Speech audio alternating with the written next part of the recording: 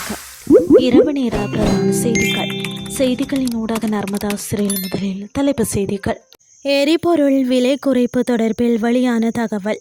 ஆசிரியர்களுக்கான பரீட்சை வெளியானது வர்த்தமானி. போர் நிறுத்த மீறல், கோர்மோஸ் நீரிணையை மீண்டும் மூடுவதாக ஈரான் அறிவிப்பு. இனி விரிவான செய்திகள். அமெரிக்கா மற்றும் இஸ்ரேல் இணைந்து ஈரான் மீது நடத்திய தாக்குதலை அடுத்து ஈரான் கோர்மோஸ் நீரிணையை மூடியது. இதனால் இலங்கையும் எரிபொருள் நெருக்கடிக்குள் தள்ளப்பட்டது. இந்த நிலையில் இறக்குமதி செலவு மற்றும் இதர செலவுகள் காரணமாக இலங்கையிலும் பாரிய அளவில் எரிபொருள் விலைகள் உயர்த்தப்பட்டன. இவ்வாறு உயர்த்தப்பட்ட எரிபொருள் விலைகளை குறைப்பதா வேண்டாமா என்பது குறித்து இந்த மாத இறுதிக்குள் முடிவு எடுக்கப்படும் என அரசாங்க வட்டாரங்கள் தெரிவித்துள்ளதாக கொழும்பு ஊடகம் ஒன்று தெரிவித்தது.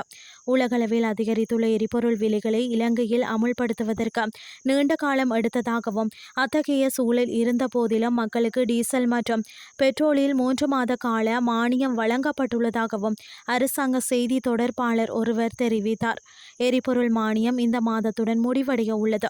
அதன்படி எரிபொருள் தொடர்பான அரசாங்கத்தின் முடிவு இந்த மாத இறுதிக்குள் அறிவிக்கப்படும் என தெரிவிக்கப்பட்டுள்ளது.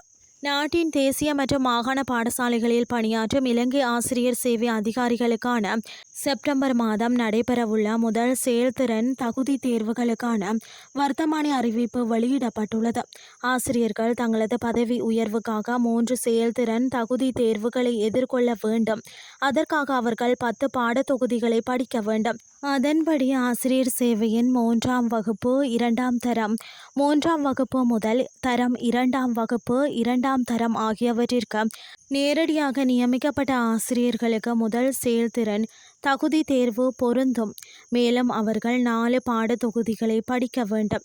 கற்பித்தல் சேவையின் 2ஆம் வகுப்பு 2ஆம் தரத்தின் முதல் படி மற்றும் 2ஆம் வகுப்பு 2ஆம் தரத்தின் 3ஆம் படியில் நியமிக்கப்பட்ட ஆசிரியர்களுக்கு 2ஆம் செயல்திறன் தகுதி தேர்வு பொருந்தும். மேலும் அவர்கள் 3 பாடத்தொகுதிகளை படிக்க வேண்டும். கற்பித்தல் சேவையின் முதல் வகுப்பு முதல் தரத்தில் உள்ள ஆசிரியர்களுக்கு 3ஆம் செயல்திறன் தகுதி தேர்வு பொருந்தும். மேலும் அவர்கள் 3 பாடத்தொகுதிகளை படிக்க வேண்டும். 2026/6/19 அன்று வெளியிடப்பட்ட வர்த்தமானி அறிவிப்பானது முதல் செயல்திறன் தகுதி தேர்வுக்கு மட்டுமே பொருந்தும்.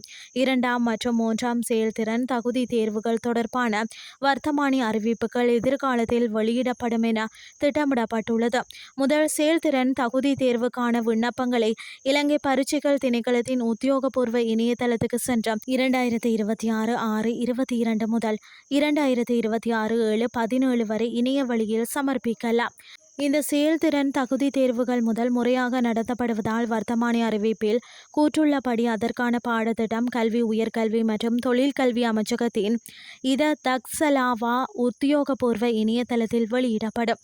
தேர்வுகளின் பங்கேற்கும் தேர்வாளர்கள் சுயமாக படிக்குமாறு எதிர்காலத்தில் வெளியிடப்படும் பாடப்பொருட்களை தக்சலாவா இணையதளத்துக்கு சென்று படிக்குமாறு அறிவுறுத்தப்படுகிறார்கள். இனி வெளிநாட்டு செய்திகள்.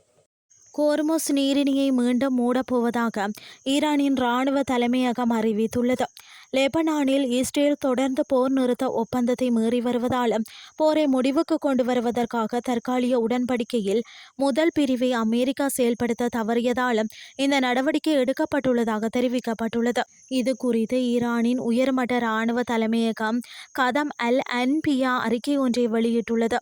அதில் போரை முடிவுக்கு கொண்டு வரும் புரிந்துணர்வு ஒப்பந்தத்தின் முதல் விதியை செயல்படுத்தாமல் அமெரிக்கா தனது கடமைகளை தெளிவாக மீறியுள்ளதாக சுட்டிக்காட்டப்பட்டுள்ளது. அதன்படி இந்த நேர்மையற்ற தன்மைக்கு எதிராகவும் தெற்கு லெபனானில் இஸ்ரேலால் போர் நிறுத்தம் தொடர்ந்து மீறப்பட்டு வருவதற்கு பதிலடியாகவும் இந்த கப்பல் போக்குவரத்து முடக்கம் அறிவிக்கப்பட்டதாக கூறப்பட்டுள்ளது. அமெரிக்காவும் ஈரானும் அண்மையில் 14 அம்சங்கள் கொண்ட புரிந்துணர்வு ஒப்பந்தம் ஒன்றில் கையெழுத்திட்டதன் பின்னணியில் கடந்த 2 நாட்களாக கோர்மோஸ் நீரிணையில் கப்பல் போக்குவரத்து வழமைக்கு திரும்பியிருந்தது. இதன் காரணமாக உலக சந்தையில் கச்சா எண்ணெய் விலையும் போர் காலத்தை விடவும் பாரிய வீழ்ச்சியை கண்டிருந்தது. இவ்வாறானதொரு பின்னணியில் கோர்மோஸ் நீரிணையை மீண்டும் மூடப்போவதாக ஈரான் இராணுவம் அறிவித்துள்ளமை உலக சந்தையில் கச்சா எண்ணெய் விலையை மீண்டும் அதிகரிக்கும் அச்சத்தை ஏற்படுத்தியுள்ளமை குறிப்பிடத்தக்கது. செய்திகள் யாவும் நிறைவடைகின்றன.